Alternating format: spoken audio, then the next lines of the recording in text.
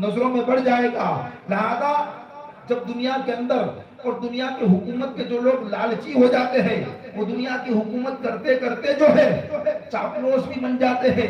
اور اپنی چاپلوسی دکھانا چاہتے ہیں. عبید اللہ ابن زیاد، عمرو بن سعد، لہذا یہ لوگ جو ہے اسی طرح کی منزلوں کو پار کر رہے تھے. پہلے صورت حضرت امام حسین رضی اللہ تعالیٰ عنہ کربلا کے اندر مقیم ہے. عمرو بن سعد 22,000 کا لشکر لے کر کے پہنچتا ہے. اس کے بعد امام حسین رضی اللہ تعالیٰ عنہ سے گفتگو سنی اور آپ سے بات چیت شروع ہوتی ہے. سیدنا امام حسین رضی اللہ تعالیٰ عنہ نے ارشاد فرمایا کہ چلو آپ کہتے ہو. امام حسین کی بارگاہ میں آ کر کے کہا عمرو بن سعد نے کہ امام حسین آپ یزید کی بیعت کر لیجئے، سارا معاملہ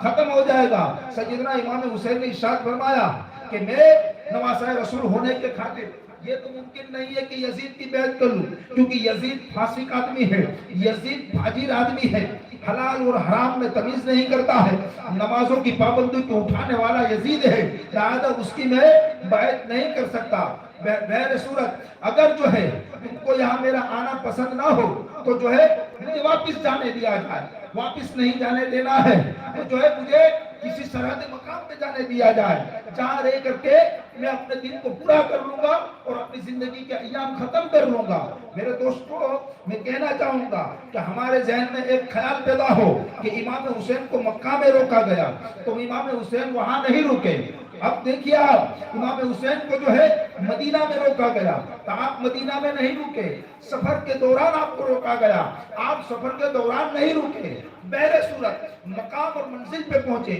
کربلا کے میدان میں پہنچے، کربلا کے میدان میں جلوگر ہوئے. جب عمرو بن سعد لشکر کا سپہ سالار آپ کے سامنے آیا، اب آپ نے یہ بات رکھی کہ میرا آنا تم کو پسند نہیں ہے تو میں واپس چلا جاؤں، اگر وہاں پہ مجھے نہیں جانے دینا ہے تو میں سرحدی مقام پہ چلا جاؤں، اور اگر سرحدی مقام میں بھی تم مجھے نہیں جانے دینا چاہتے ہو تو یزید کا اور میرا معاملہ سامنا کر دو، میں اس کے ساتھ بیٹھ کر کے بات چیت کر لوں گا. یہ باتیں امام حسین رضی اللہ تعالیٰ عنہ جو کر رہے ہیں تو یوں نہ سمجھے کہ امام حسین اتنے بڑے لشکر کو دیکھ کر کے معاذ اللہ گھبرا گئے تھے، اتنے بڑے لشکر کو دیکھ کر کے ڈر گئے تھے. یہ جو آپ باتیں کر رہے تھے یہ اتمام حجت کے لیے تھا، اتمام حجت کے لیے تھا، کیونکہ ڈر نہیں رہے تھے، صرف اس لیے کہہ رہے تھے کہ کہیں خون خرابہ نہ ہو، کسی کی جان. پھر اگر کوئی لڑائی ہوتی ہے یا جنگ ہوتی ہے، ادھر کی جان جاتی ہے تو بھی مسلمان تھا، ادھر کی جان جا رہی ہے تو بھی مسلمان ہے، دونوں طرف جو ہے کلمہ طیبہ کو پڑھنے والے ہیں. اتمام حجت کے لیے کہ اگر کوئی راستہ نکلتا ہو. دیکھیے آپ مکہ سے چلے تھے یا مدینہ سے چلے تھے تو جو ہے آپ کا جانا ضروری تھا، کیونکہ اسلام کی تبلیغ اور اسلام کی فراوانی ضروری تھی، اسلام کی حفاظت ضروری تھی، کیونکہ وہاں کے لوگوں نے آپ کو رہنمائی کے لیے بلایا تھا، اس لیے وہاں کسی کے روکنے سے آپ نہیں رکے. لیکن جب یہاں آ کے دیکھ لیا کہ معاملہ الٹا ہے تو آپ نے اتمام حجت کے لیے اور اس کو حکمت عملی سے کام لیتے ہوئے اب اس بات کو رفع دفع کرنا چاہیے کہ ہمارا یہاں آنا پسند نہیں ہے تو ہم چلے جاتے ہیں، اور اگر یہ بھی پسند نہیں ہے تو یزید کا اور میرا آمنا سامنا کر دو یا ہمیں کسی سرحدی مقام کے اوپر جانے دو. بہرحال یہ تینوں باتیں لکھ کر کے عمرو بن سعد نے ابن زیاد کے پاس بھیجی. ابن زیاد نے جو ہے ان باتوں کو پڑھا تو جو ہے